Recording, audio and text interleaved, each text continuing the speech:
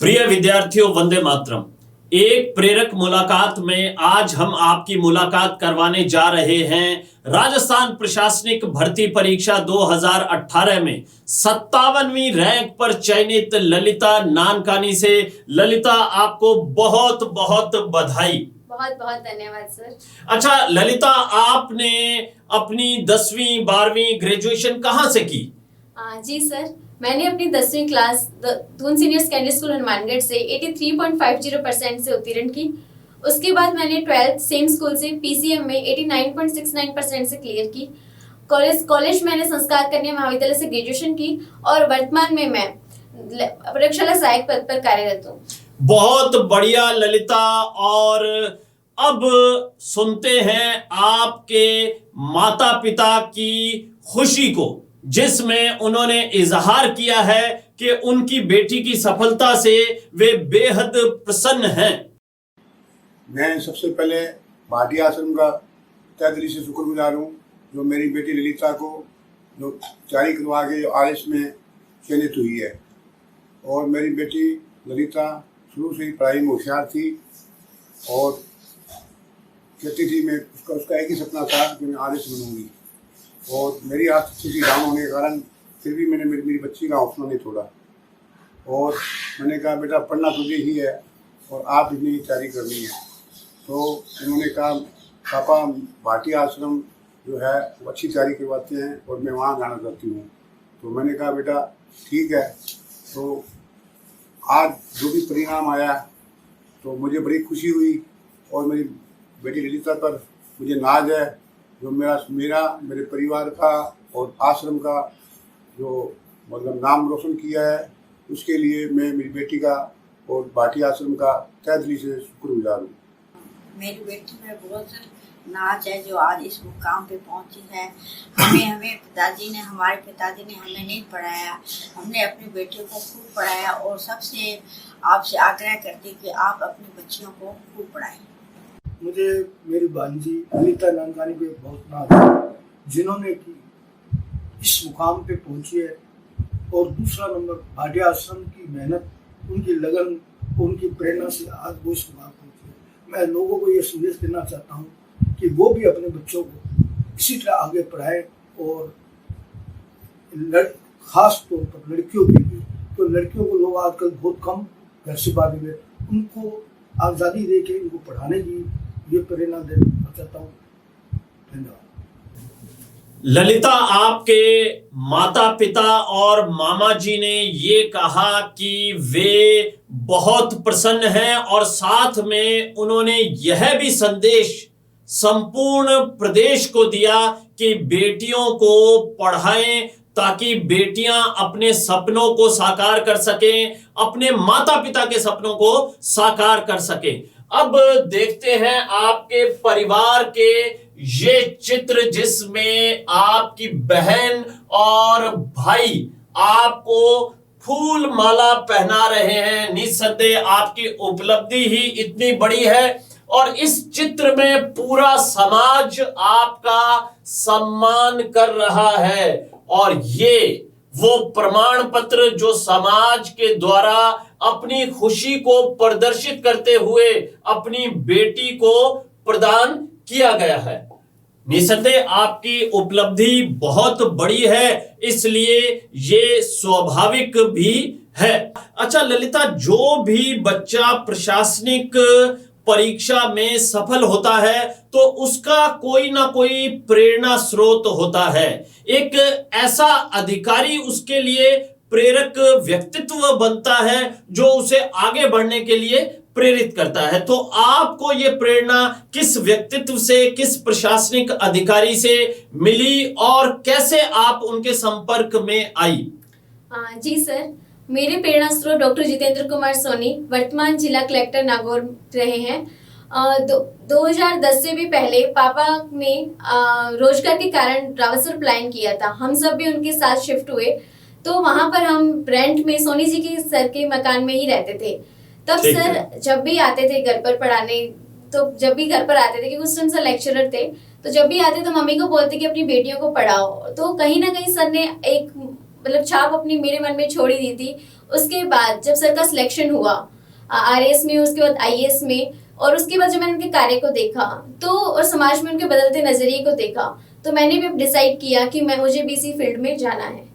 बहुत बढ़िया। निसंदेह ललिता, मेरा भी ये मानना है कि डॉक्टर जितेंद्र कुमार सोनी एक बहुत ही संवेदनशील प्रशासक हैं। लोक कल्याण के लिए वे सदैव प्रयासरत रहते हैं और एक अच्छे लेखक होने के साथ साथ वो प्रशासन के क्षेत्र में बहुत सारे नवाचार करते हैं। तो वो आपके प्रेरणा स्रोत हैं। तो हम ये मानकर चलते हैं कि भविष्य में जैसे ही आप प्रशिक्षण के पश्चात फील्ड में जाएंगी तो इन बिंदुओं को आप भी अवश्य अपनाएंगी।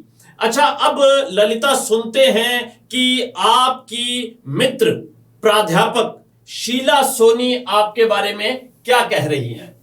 ललिता हमेशा से ब्रिलियंट रही है। कम उम्र में छोटे छोटे कंधों पर बड़ी बड़ी जिम्मेदारियां आ जाने पर इंसान अमूमन अपने लक्ष्यों से भटक जाता है।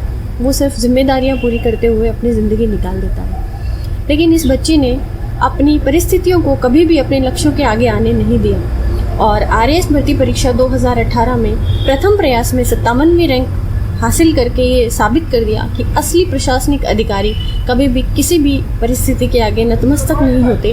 वे हमेशा विपरीत परिस्थितियों को अपने अनुकूल कर लेते हैं और हंसते हंसते उनका सामना करते हैं। ये हमेशा से लगन में थी कि मुझे ये एग्ज़ाम क्रैक करना है और उसके बाद यही नहीं रुकना है, यूपीएससी भी फाइट करना है। और मुझे आशा ही नहीं पूरा यकीन है कि यूपीएससी एग्ज़ाम को भी ये इसी लगन इसी मेहनत के साथ क्लियर करेंगी, अपने परिवार और अपने समाज का नाम इसी तरह से रोशन करेंगी और एक दिन हमें उन्हें गौरवान्वित होने का अवसर प्रदान करेंगी। ललिता, हमारे छोटे छोटे दर्शक जो अभी तैयारी को शुरू करने जा रहे हैं वो भी इस समय हमें देख रहे हैं, हमारी बात को बहुत ही गौर से सुन रहे हैं। आप स्वयं उनको ये जानकारी दीजिए कि आरएएस परीक्षा के कितने चरण होते हैं और इन चरणों में कौन कौन से पेपर होते हैं और किस प्रकार से इस तैयारी को एक छोटे बच्चे को आगे बढ़ाना चाहिए। जी सर, आरएएस की परीक्षा के 3 चरण हैं। प्रारंभिक परीक्षा, मुख्य परीक्षा और इंटरव्यू। प्रारंभिक परीक्षा में एक पेपर होता है जो 200 नंबर का होता है और क्वालिफाइंग होता है। मुख्य परीक्षा में 4 पेपर होते हैं 200 नंबर के प्लस इंटरव्यू 100 नंबर का। तो जो टोटल मेरिट बनती है, रैंक डिसाइड होती है, रिजल्ट आता है, वो मेंस और इंटरव्यू के मार्क्स से ही डिसाइड होता है। बिल्कुल। अच्छा, जो छोटे बच्चे तैयारी कर रहे हैं तो आपकी नजर में उन्हें कहां से अपनी तैयारी को प्रारंभ करना चाहिए। छोटे बच्चों को मैं कहना चाहूंगी कि वो अपनी तैयारी के लिए जो मुख्य 4 पिलर्स हैं, polity, economics, history and geography, उन चारों को बेसिक वर्क के साथ अच्छे से तैयार करें। बेसिक्स के साथ उनको स्टार्टिंग से पहले उनको अच्छे से उन पे अच्छे से काम करें, उसके बाद अपनी तैयारी को आगे कंटिन्यू करें। बिल्कुल ललिता, मेरा भी ये मानना है कि 6ठी से 8वीं तक की जो एनसीईआरटी की बुक्स हैं वो एक नए बच्चे को इस बात की समझ प्रदान करती हैं, एक फ्रेम बनाती हैं कि उसे आगे चलकर किन बिंदुओं को पढ़ना होगा और एक पूरी कथा जो है और विषयों के मध्य जो अंतर संबंध है वो बिल्कुल क्लियर कर देती हैं। और आप क्या सोचती हैं कि तैयारी शुरू करने का उपयुक्त समय क्या है? जी सर, उपयुक्त समय कुछ भी नहीं होता है, कोई भी नहीं होता है। आप जिस दिन आपने ठान लिया तैयारी करने का वही दिन उपयुक्त है। बहुत बढ़िया ललिता, बिल्कुल सही कह रही हैं आप। बिल्कुल सर, मैंने 2014-15 में ग्रेजुएशन मेरा हुआ, उसके बाद मैंने 2018 में तैयारी स्टार्ट की। 4 साल के ब्रेक के बाद मैंने जब तैयारी स्टार्ट की, जनवरी 2018 में मैं आश्रम में आई, तब मैंने यहाँ देखा बहुत सारे बच्चे थे यहाँ पे जो सेकंड रिपीटर भी और थर्ड टाइम रिपीट भी कर रहे थे। तो मैं बहुत डर गई थी, मुझे लगा कि मैं सरवाइव नहीं कर पाऊंगी उस यहाँ पर। लेकिन जब मैंने यहाँ पे शेड्यूल फॉलो किया सर का दिया हुआ और जो सर की बात को फॉलो किया कि आप भी कर सकते हो, तो मैंने जब फर्स्ट पेपर दिया और सेकंड पेपर दिया, सेकंड पेपर में मैं 900 बच्चों में सिर्फ टॉपर रही, फर्स्ट रैंक रही मेरी आश्रम। बहुत बढ़िया ललिता। उस दिन मैंने डिसाइड किया कि अब मुझे यहाँ से छोड़ के नहीं जाना और मुझे यहाँ से कुछ प्राप्त करके ही जाना है, और आज रिजल्ट यही है। अच्छा, मुख्य परीक्षा की क्या विधा मानती हैं, कैसे उसमें सफल हुआ जा सकता है? सर, मुख्य परीक्षा के लिए सबसे जो इम्पोर्टेंट चीज़ है वो है लेखन शैली, और आपकी जो हैंड राइटिंग है वो भी सबसे इम्पोर्टेंट चीज़ है। उसके अलावा आप कितने पेपर देकर जा रहे हैं, आपकी प्रैक्टिस कितनी है, आपने कितने पेपर लिखे हैं, वो सबसे ज़्यादा इम्पोर्टेंट है। आश्रम में रहते हुए हमने मेंस पेपर से भी 2 दिन पहले 4 पेपर एक दिन में, या कभी 2 पेपर, मतलब डेली हमने कंटिन्यूसली लिखे थे, तो उसने बहुत हेल्प किया हमारा, और आज मार्क्स मिले इतने। बहुत बढ़िया ललिता।